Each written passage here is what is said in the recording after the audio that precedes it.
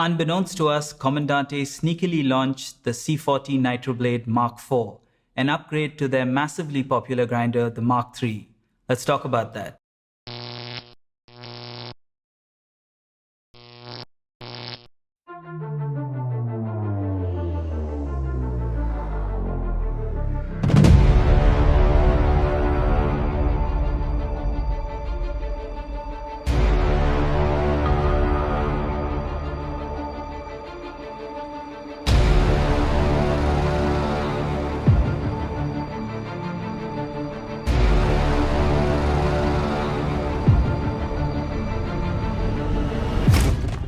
Now, before we get started, this grinder was sent to us by Comandante to review and share our honest thoughts on the upgrades.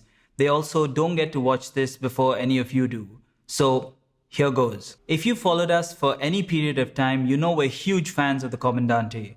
We've used the Mark III almost every day for over 3 years now, and it still works like new. Today, we've got our hands on the brand new Mark IV, which is an incremental update that aims to iron out some of the kinks that existed in the previous version.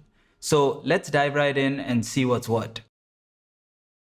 Comandante are one of the pioneers in premium hand grinders, and while they had a shaky start with the Mark I and Mark II, they stuck with it, listened to feedback, sorted out all the major issues, and sure enough, third time was indeed the charm. They absolutely exploded in popularity, and rightfully so. Right from their marketing to any interaction we've had with the brand, it's clear that they've spent a bulk of their time perfecting those custom Nitroblade burrs, and it really does show in the cup. It's been 5 years since the Mark III was launched, so we're excited to show you the Mark IV and the upgrades that they've made to it. Okay, let's start with the most obvious one. The moment you look at the Mark IV, you immediately notice that something looks different, and you quickly realize it's the catch cup or bean jar. Now, glass is pretty, but also pretty breakable. So the new one is made of a high-performance polymer that comes in at a whopping 5.7 mm thick. So it isn't surprising that it's pretty damn hard to break. The fascinating thing though, from a manufacturing standpoint, is how they've managed this level of clarity at such a thickness. That being said, we still prefer the glass aesthetic and the added weight that helps balance out the grinder, so it's great that you get a glass jar too. This means when we're brewing at home, we're rocking the glass, and the moment it's time to travel, we switch to plastic, chuck it in a bag, and we no longer have to worry about anything breaking. One thing to note though is the plastic is a lot more prone to scratching. We've just had ours for a few weeks and you can already see a handful of obvious scratches and several subtle ones. And this will only get worse over time, so we'll just have to wait and see if a scratched, beat up jar still looks cool. Another advantage of these really thick walls is that you can put in piping hot liquids and handle this jar without burning yourself. So maybe doubles as a travel Demetas? Who knows? Moving on. Anyone who's owned a Comandante for more than a few weeks will have encountered the dreaded bean prison. That is, this little well here. Smaller beans and bean fragments make their way in here, and it can be quite a frustrating challenge to get them out. The new frame not only solves this rather annoying issue, but gives the inner chamber, which was once quite bland, a little bit of character. The sci-fi faceted robot spider legs look really cool, and contrast well with the perfect brushed stainless steel cylinder. You can even brim the hopper, and this unique design will ensure that the beans always move out of the way, allowing you to lock the crank in without any issues. Coming to packaging, I'm sure a lot of you would agree that the Mark III shipped in a box that was obnoxiously large for the contents that it held. So it's nice to see that they've addressed this, but we still think it can be made even smaller. At least it's a step in the right direction. Next, let's talk about the burrs. The Mark IV has the exact same burrs as the 3, but it just feels wrong to make a video about Comandante and not talk about the burrs. Having spoken to a few grinder manufacturers, it's clear that there's a delicate balancing act when it comes to burr design. The 3 main factors to consider are, number 1, speed or throughput, which is basically how quickly you can get a given dose of beans through the burrs at a particular setting.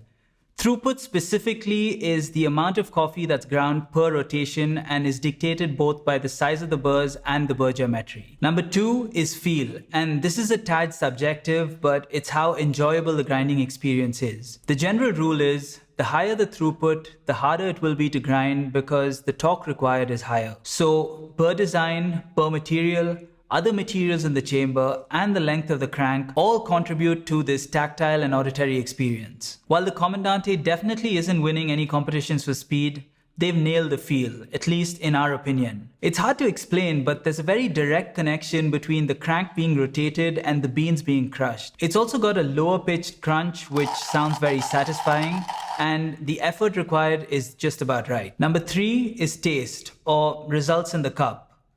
When it comes to balancing these 3 aspects, Comandante have clearly leaned towards taste. And we're not complaining. The amount of work that has gone into designing and manufacturing the custom Nitroblade burrs is very evident. They set a benchmark over 5 years ago that still stands today in spite of heavy competition from brands like Timemore and EasyPresso.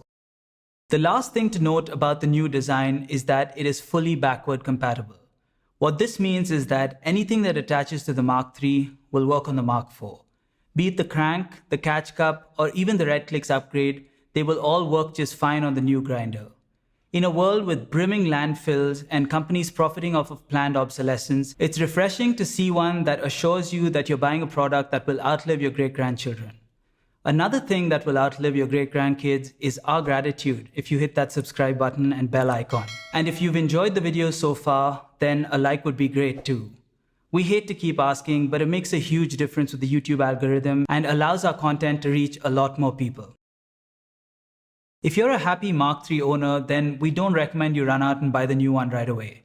And I don't think Comandante expect you to either. I mean, they wouldn't have made it fully backward compatible if they were trying to push people to upgrade. If you love the new catch cup, then we're sure you can buy that separately.